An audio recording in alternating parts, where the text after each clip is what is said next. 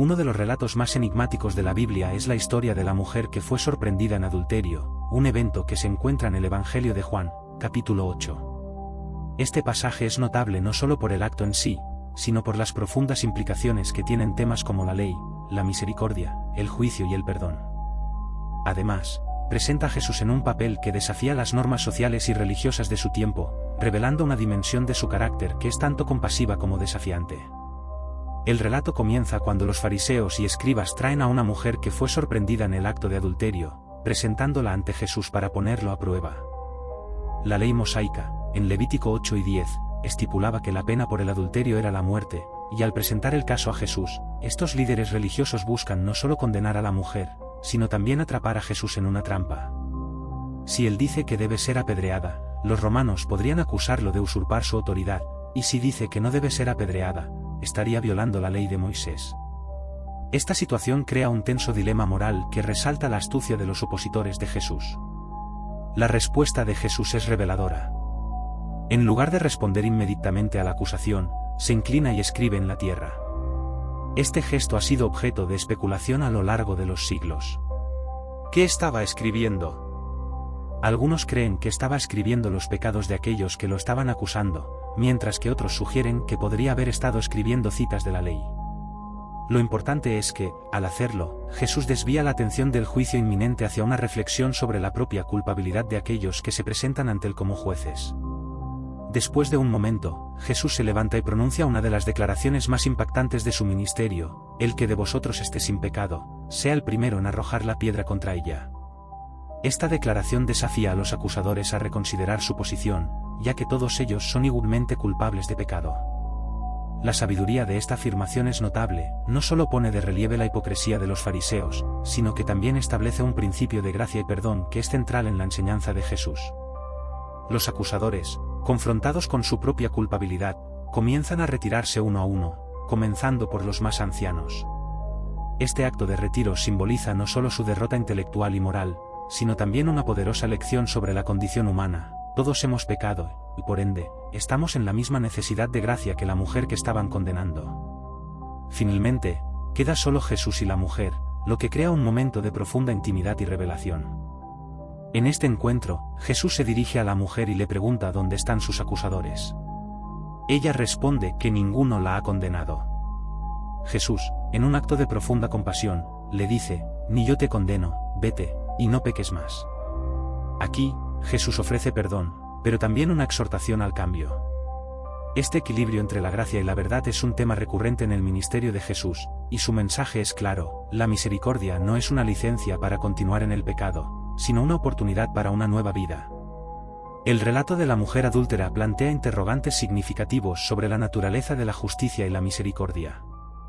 En una cultura que a menudo se aferra a las normas y castigos, Jesús introduce una nueva forma de entender la ley, no como un medio para condenar, sino como una guía que debe aplicarse con amor y compasión. Su enfoque desafía a los líderes religiosos y a la comunidad a reflexionar sobre sus propias acciones y actitudes hacia los demás. Además, esta historia también resuena con el mensaje del Evangelio, que se centra en la redención y la transformación. Jesús no solo salva a la mujer del juicio, sino que le ofrece la posibilidad de vivir una vida renovada. Este encuentro se convierte en un símbolo de cómo la gracia de Dios puede cambiar vidas, ofreciendo a cada individuo la oportunidad de empezar de nuevo, sin importar su pasado. La historia ha sido interpretada y debatida a lo largo de la historia de la Iglesia, y su significado sigue siendo relevante en la actualidad. En un mundo que a menudo se inclina hacia el juicio y la condena, el relato de la mujer adúltera nos recuerda la importancia de la misericordia, la empatía y la capacidad de cambio. Nos desafía a mirar más allá de los errores de los demás y a considerar nuestra propia humanidad compartida, fomentando un espíritu de perdón que puede transformar comunidades enteras. En conclusión, el relato de la mujer sorprendida en adulterio no es solo una narración de un evento singular, es una profunda meditación sobre la naturaleza del pecado, la gracia y la redención. Al confrontar a sus acusadores y ofrecer perdón a la mujer, Jesús revela una visión del amor de Dios que trasciende la ley, invitándonos a todos a experimentar la liberación y la transformación que se encuentran en la relación con Él. Este misterio continúa resonando en el corazón de los creyentes, recordándonos que, independientemente de nuestro pasado, siempre hay espacio para la gracia y la restauración en el camino hacia una vida nueva. Uno de los relatos más fascinantes y complejos de la Biblia es la historia de los profetas y la caída de Jerusalén, especialmente en el contexto del libro de Lamentaciones. Este texto, tradicionalmente atribuido a Jeremías, es una profunda reflexión sobre la devastación de la ciudad santa y el templo, así como sobre el sufrimiento del pueblo de Israel tras la conquista de Jerusalén por los babilonios en el 586 a.C. Lamentaciones es un poema que refleja la angustia, la pérdida y el anhelo de restauración que caracteriza la experiencia de una comunidad devastada. La estructura del libro es notable, ya que se compone de 5 elegías que expresan el dolor de la destrucción. Cada uno de estos poemas es un lamento que revela diferentes aspectos de la tragedia. En el primer capítulo, por ejemplo, Jerusalén es personificada como una mujer que llora la pérdida de su belleza y su gloria. Este recurso literario es poderoso, ya que convierte la ciudad en un personaje que siente y sufre, lo que permite a los lectores experimentar la profundidad del duelo de una manera más visceral. A lo largo del libro, Jeremías, a través de sus lamentos, recuerda la desobediencia del pueblo de Israel y cómo su infidelidad a Dios llevó a este catastrófico desenlace. La conexión entre el pecado y el sufrimiento es un tema central. En el capítulo 3, el tono se vuelve un poco más esperanzador, ya que el profeta se dirige a Dios con un sentido de espera y anhelo de misericordia. La famosa declaración «Las misericordias de Dios son nuevas cada mañana», Lamentaciones 3, 22-23, se encuentra aquí, en un contexto que muestra que, a pesar de la devastación, siempre hay una esperanza en la fidelidad de Dios. Este sentido de esperanza, sin embargo, no borra el dolor del sufrimiento. Jeremías describe de manera gráfica el hambre, el desamparo y el lamento de su pueblo. La falta de alimentos, la pérdida de seres queridos y la devastación de la ciudad se describen de tal manera que los lectores pueden sentir la profundidad de su angustia. La metáfora del hambre es particularmente impactante, los niños son retratados como muriendo en las calles, y las madres son incapaces de alimentarlos.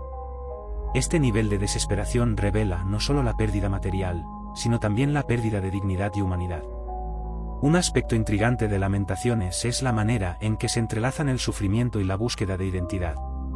El pueblo de Israel se enfrenta a una crisis de identidad tras la caída de Jerusalén.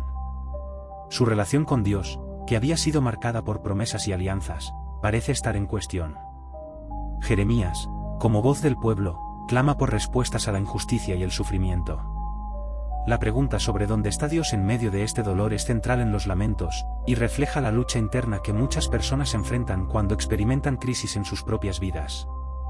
A través de las páginas de Lamentaciones, también se destaca la importancia de recordar y confesar el pecado. El reconocimiento de la propia culpabilidad es fundamental para la restauración.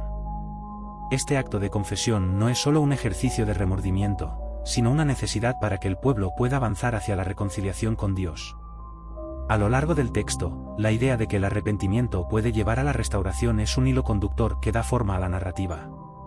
Además, el libro también ofrece un poderoso testimonio sobre la importancia de la memoria colectiva.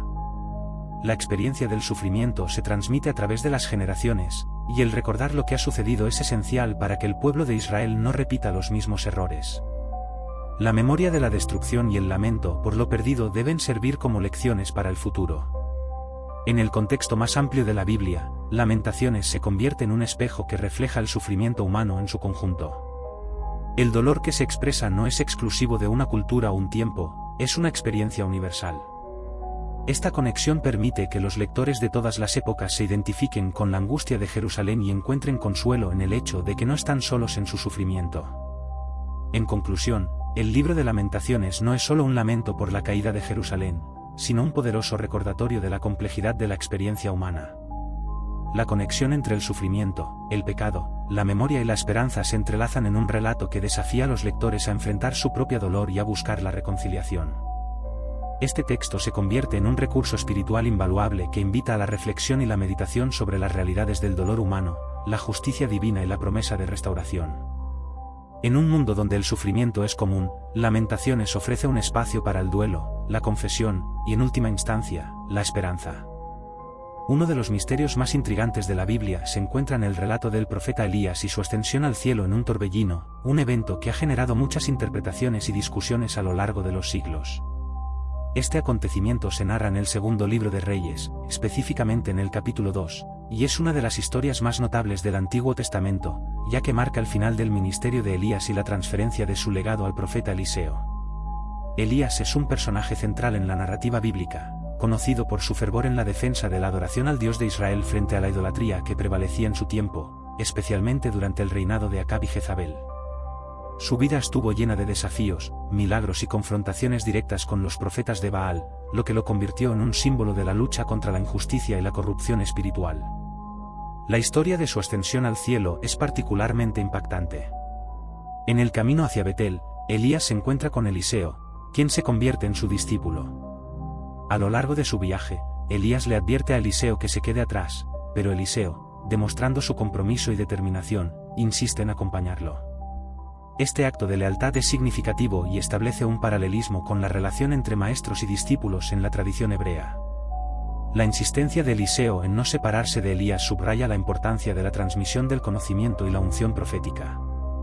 Cuando llegan al río Jordán, Elías toma su manto, lo enrolla y golpea las aguas, dividiendo el río para que ambos crucen en seco. Este milagro no solo demuestra el poder de Dios a través de Elías, sino que también simboliza el paso de una era a otra. Una vez que cruzan, Elías le pregunta a Eliseo qué desea, y éste le responde que quiere recibir una doble porción de su espíritu. Esta solicitud es profunda, ya que implica una continuidad en la obra profética y la esperanza de que Eliseo pueda llevar a cabo la misión de Elías con aún más fervor. El momento culminante de la historia se produce cuando Elías es llevado al cielo en un torbellino, acompañado de un carro de fuego y caballos de fuego. Esta imagen poderosa ha capturado la imaginación de generaciones, y su simbolismo es rico en significado. La visión de Elías ascendiendo al cielo no solo es un testimonio del poder divino, sino que también representa la idea de que Dios tiene el control sobre la vida y la muerte, y que el destino final de sus siervos es estar en su presencia. El hecho de que Elías no muera en el sentido convencional, sino que sea llevado al cielo de una manera espectacular, ha llevado a especulaciones sobre su papel en la escatología. En la tradición judía y cristiana, Elías es visto como un precursor, y su retorno se anticipa en los tiempos finales. Este concepto se relaciona con las profecías de la llegada de un Elías que preparará el camino antes de la venida del Mesías. Elías se convierte en un símbolo de esperanza para el pueblo de Israel, un recordatorio de que, a pesar de la adversidad y la opresión, Dios sigue estando presente y trabajando a través de sus profetas. Además, su ascensión plantea preguntas profundas sobre la naturaleza de la vida después de la muerte y la relación entre lo terrenal y lo divino. La figura de Elías también es significativa en el contexto del Nuevo Testamento. En el Evangelio de Mateo, Jesús menciona a Elías en el contexto de la transfiguración, donde se le aparece junto a Moisés, simbolizando la ley y los profetas. Esta conexión entre Elías y Jesús resalta la continuidad de la revelación divina a lo largo de la historia y el cumplimiento de las promesas de Dios. La historia de Elías no solo es un relato de un profeta que ascendió al cielo, sino que también es una reflexión sobre la fidelidad de Dios, el llamado al discipulado y la promesa de la vida eterna. Este relato nos invita a considerar nuestra propia respuesta al llamado de Dios, al igual que Eliseo respondió con valentía y determinación al seguir a su maestro. En conclusión, el misterio de la ascensión de Elías es una historia rica en simbolismo y significado. No solo nos habla de la gloria de Dios y su poder, sino que también nos desafía a vivir con una fe activa, buscando el legado espiritual que podemos dejar a las futuras generaciones. La historia de Elías invita a los creyentes a reflexionar sobre su propio camino espiritual, la importancia de la obediencia y el deseo de recibir una unción que nos capacite para cumplir con la misión divina en nuestras vidas. En un mundo lleno de desafíos, la historia de Elías resuena como un recordatorio de que, con fe y determinación, podemos ascender a nuevas alturas en nuestra relación con Dios. Uno de los misterios más fascinantes de la Biblia gira en torno a la figura de Melquisedec, un personaje enigmático que aparece brevemente en el Antiguo Testamento, específicamente en el libro de Génesis. Melquisedec es mencionado en el contexto de un relato que involucra a Abraham, y su aparición ha generado una considerable atención y especulación en las tradiciones judía y cristiana. La narrativa comienza en Génesis 14, donde se relata cómo Abraham, tras haber rescatado a su sobrino Lot de una confederación de reyes, se encuentra con Melquisedec, el rey de Salem y sacerdote del Dios Altísimo. La figura de Melquisedec es intrigante por varias razones. En primer lugar, su nombre significa Rey de Justicia, y Salem, que se puede identificar con la antigua Jerusalén, significa paz. De esta manera, Melquisedec encarna un papel dual como rey y sacerdote, lo que lo convierte en un personaje singular en la historia bíblica. A diferencia de otros sacerdotes en la Biblia que provienen de la tribu de Leví, Melquisedec aparece de manera repentina y sin un linaje claro. No se menciona a su padre ni a su madre, y su historia carece de un principio y un final definidos, lo que ha llevado a interpretaciones que sugieren que Melquisedec es un tipo de Cristo o una prefiguración del Mesías. Cuando Abraham se encuentra con Melquisedec, el rey sacerdote le trae pan y vino, y lo bendice, reconociendo a Dios como el creador del cielo y de la tierra. Este acto de bendición es significativo, ya que establece la legitimidad de Melquisedec como sacerdote. Abraham, en respuesta, le da a Melquisedec una 10ª parte de todo lo que había ganado en su batalla, lo que indica el respeto y la autoridad que Melquisedec ejerce sobre él. Este encuentro no solo simboliza el reconocimiento de Abraham de la supremacía de Melquisedec, sino que también establece el principio de dar diezmos, una práctica que se desarrollaría más adelante en la tradición israelita. Melquisedec es mencionado nuevamente en el Salmo 110, donde se dice que el Mesías será sacerdote para siempre, según el orden de Melquisedec. Este pasaje es crucial, ya que conecta a Melquisedec con la promesa de un sacerdote eterno que serviría en el templo de Dios. En el Nuevo Testamento, el libro de Hebreos desarrolla este concepto al afirmar que Jesús es un sacerdote según el orden de Melquisedec, lo que subraya su carácter único y su ministerio. A través de esta conexión, se establece que el sacerdocio de Jesús es superior al de los levitas, ya que no depende de un linaje humano, sino de un pacto divino. La mención de Melquisedec en Hebreos también resalta la idea de que, a diferencia de los sacerdotes levíticos que ofrecían sacrificios repetidamente, Jesús ofreció un único sacrificio perfecto por la redención de la humanidad. Este paralelo entre Melquisedec y Jesús no solo resalta la naturaleza divina de Cristo, sino que también invita a los creyentes a reflexionar sobre la relación entre el antiguo pacto y el nuevo pacto, y cómo se cumplen las promesas de Dios a través de la historia. El misterio que rodea a Melquisedec se ve intensificado por la falta de información sobre su origen y su destino. Algunos estudiosos han especulado que Melquisedec podría ser un personaje mítico o una manifestación divina, lo que añade una capa de complejidad a su figura. La ausencia de un linaje y su misteriosa aparición y desaparición han llevado a interpretaciones que sugieren que Melquisedec representa una conexión entre lo terrenal y lo celestial, un puente entre la humanidad y Dios. El simbolismo de Melquisedec también se extiende más allá de su papel como rey y sacerdote. Su encuentro con Abraham y la bendición que le otorga indican que la relación entre Dios y la humanidad es fundamentalmente relacional y basada en la fe. La figura de Melquisedec invita a los creyentes a considerar cómo pueden vivir en una relación de fe y obediencia a Dios, reconociendo su soberanía y buscando su guía en sus vidas. Además, la figura de Melquisedec resuena en el contexto de la búsqueda de la paz y la justicia en el mundo. Su nombre, que significa Rey de Justicia, nos recuerda que la verdadera paz solo se encuentra en una relación con Dios. En un mundo lleno de conflictos y divisiones, el llamado a ser agentes de justicia y paz es más relevante que nunca. En resumen, Melquisedec es un misterio fascinante que invita a los creyentes a explorar la profundidad de la revelación de Dios a lo largo de la historia. Su papel como rey y sacerdote, su conexión con el Mesías y su impacto en la tradición de la fe hacen de él un personaje significativo en la narrativa bíblica. La historia de Melquisedec no solo resalta la soberanía de Dios en la historia de la salvación, sino que también desafía a cada creyente a vivir con fe, buscando la justicia y la paz en un mundo que anhela ambas. La figura de Melquisedec, con su misterio y simbolismo, continúa inspirando a aquellos que buscan comprender la grandeza de Dios y su plan para la humanidad. Uno de los misterios más intrigantes de la Biblia se encuentra en la historia del Santo Grial, un objeto que ha capturado la imaginación de innumerables generaciones y que ha sido objeto de numerosos mitos, leyendas y especulaciones a lo largo de la historia. La búsqueda del Santo Grial, que tradicionalmente se ha considerado el cáliz que Jesús utilizó durante la última cena y que, según la leyenda, fue utilizado por José de Arimatea para recoger la sangre de Cristo durante la crucifixión, se ha convertido en un símbolo de la búsqueda de la redención y la iluminación espiritual. El concepto del Santo Grial se popularizó durante la Edad Media, especialmente en las leyendas artúricas y en la literatura medieval. Se menciona en varios textos, pero su representación y el significado del Grial han variado considerablemente. Algunos relatos describen al Santo Grial como un objeto físico, un cáliz glorioso que confiere poderes extraordinarios y se convierte en el objeto de una búsqueda mística. Sin embargo, otros relatos sugieren que el Grial es más que un objeto tangible, es un símbolo de la relación del ser humano con lo divino y de la búsqueda de la verdad espiritual. La idea del Santo Grial también está conectada con la noción de la sangre real y la divinidad. Algunos mitos sostienen que los descendientes de Jesús, a través de su relación con María Magdalena, son los guardianes del Santo Grial. Esta teoría ha sido explorada en obras de ficción y ha alimentado teorías de conspiración en la cultura popular, como las que se encuentran en el libro El Código da Vinci, de Dan Brown.